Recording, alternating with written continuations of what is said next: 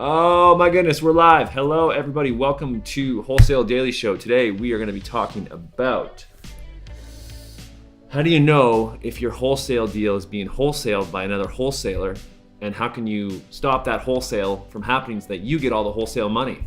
I tried to use wholesale as much as I could in that sentence. So good. Oftentimes when you're wholesaling, you'll actually be selling and wholesaling to a wholesaler. I can't even say it now.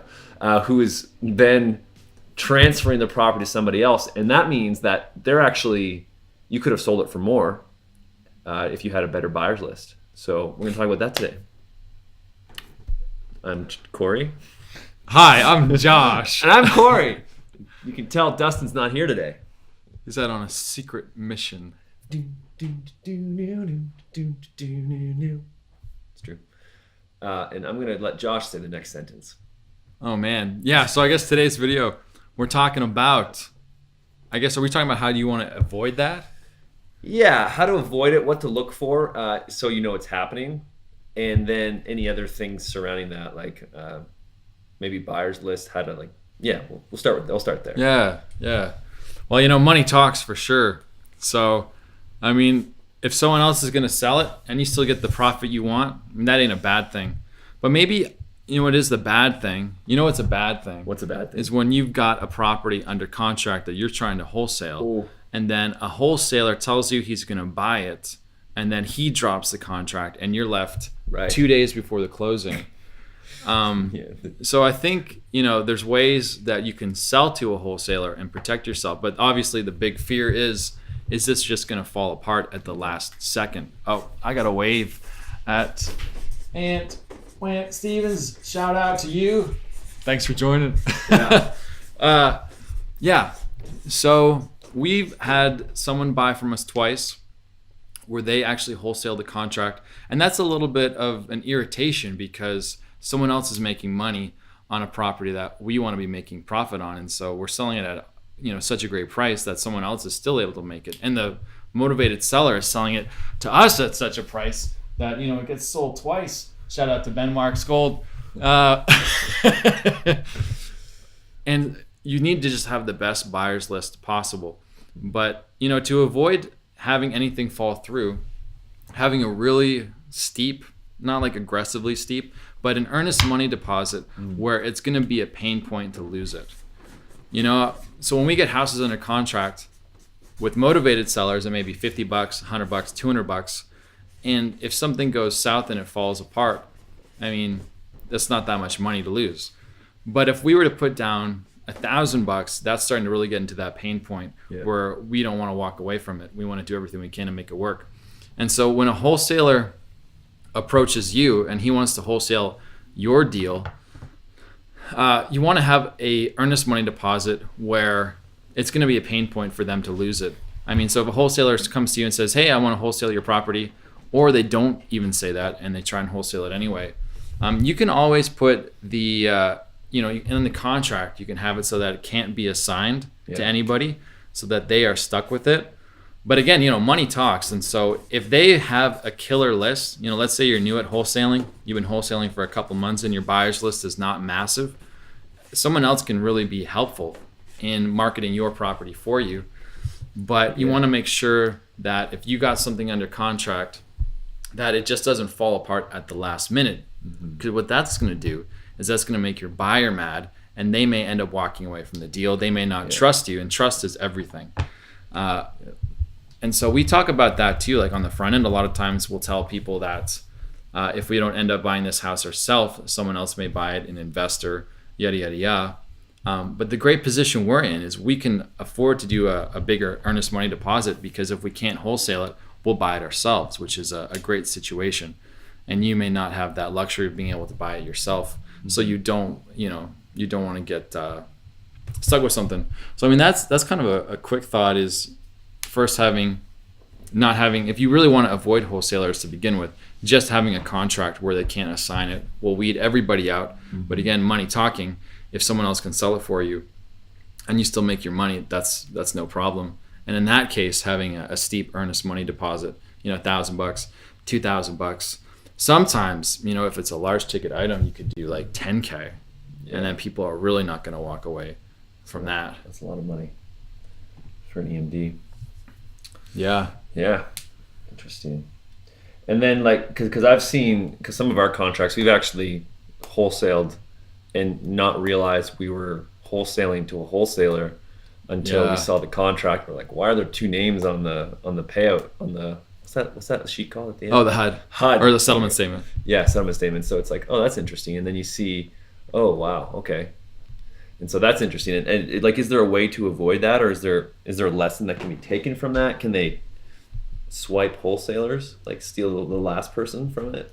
Yeah, I mean, in that sense, they did put in an earnest money deposit, and we were still getting our asking price. Right. So it didn't negatively affect us. Right. Now, that means, though, that there's money sitting on the table.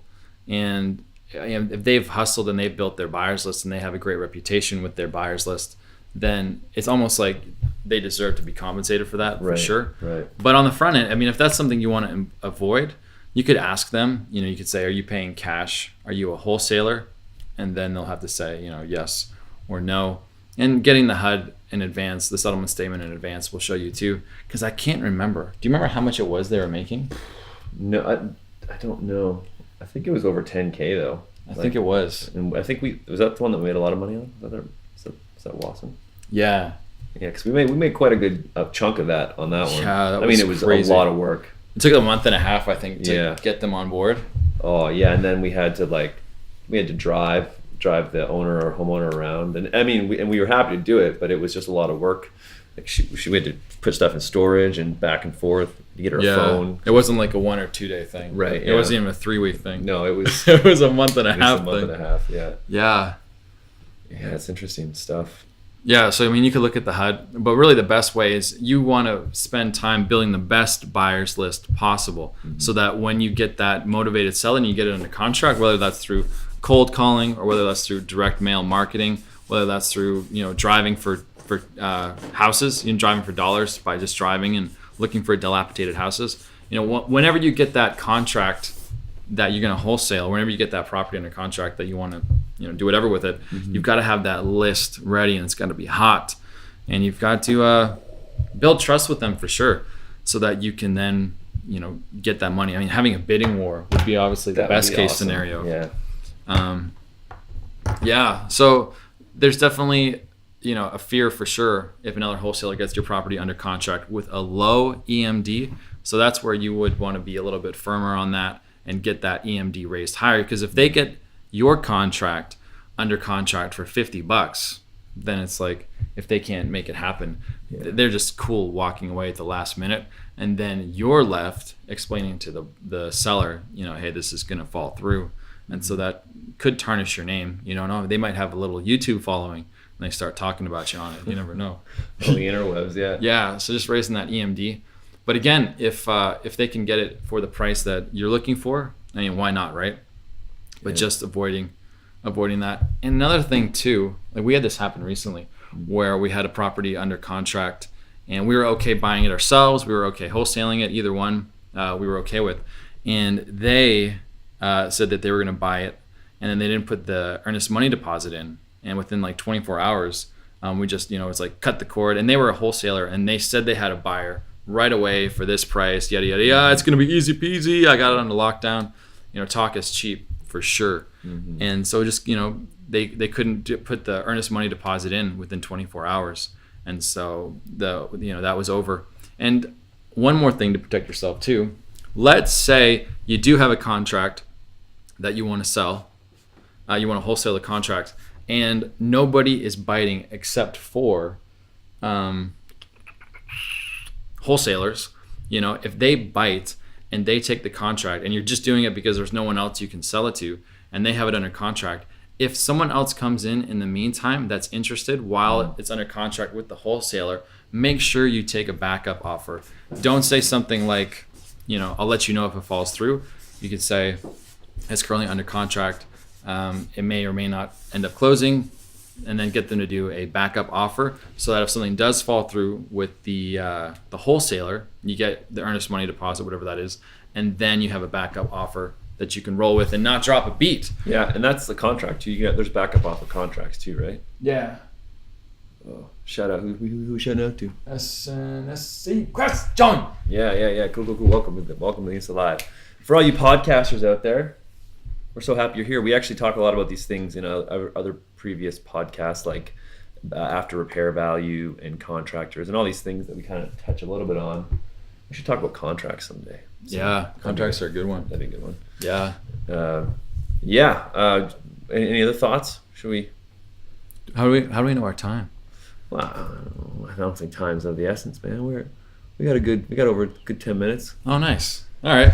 A quick little one. No, that's all I kind of got about how to avoid getting wholesalers to wholesale your property. Your wholesale deals. Yeah, having wholesalers wholesale your deals. Yeah. But again, money talks, and if you set up the right box, you set up the right sandbox, and if they want to come play in your sandbox, that's cool because it's your sandbox, your rules. Don't let someone else come into your sandbox. That's right. And make their own rules. If someone comes into your sandbox with their rules, it becomes their sandbox, and you don't want that. You don't want that sandbox. That's a little too much sandboxing. Yeah. So as always, we are Modern REI, and we do have a sweet cold calling service that we offer to viewers and people who are getting into real estate. So if you type leads in Facebook and on YouTube in the description, you can get more information about how we can get high quality exclusive leads delivered to you. They're never sold to other people, so they're just for you in your area. And we can even call in your company's name, which is pretty cool. Yeah, we'll call in your company's name in your backyard. And if you're not harnessing the power of cold calling right now, you will fall behind the competition. Trust me. Yes, thank you, Josh. So leads in Facebook and YouTube, and if you're on Instagram, just shoot us a DM. Oh, we got lit. Art, thank you. We're on fire. I appreciate that, man. I don't know if that's because we look good today because we dressed up and combed our hair, or if that's just our overall vibe. I can see the antlers too. And for those of you in the podcast, thanks so much. Keep listening. And just go to modernrei.com and you can check that out. Modern REI, spelled as it sounds. REI, modern REI. Modern real estate investor. Because we're doing this digital. We are located in British Columbia, Canada. British Columbia. And we've got, we're dialing all over America, cold calling. And we've got systems built in place so that we're doing real estate. We're buying, fixing, and flipping. We got 6 or 7 houses closing. Maybe 5 houses closing this month. Right. And 2 next month. So we're on a journey to make $1 million. Yep. And that's what's up. So February's a big month for us. It's going to be good. We're going to do an update later this week for you about all that, what's going on with that. And we'd love to have you keep joining, share this with all your friends. Click that share button if you're on Facebook. We'd appreciate that. And until next time, this is Josh and Corey from the Wholesale Daily Show, signing off. Peace.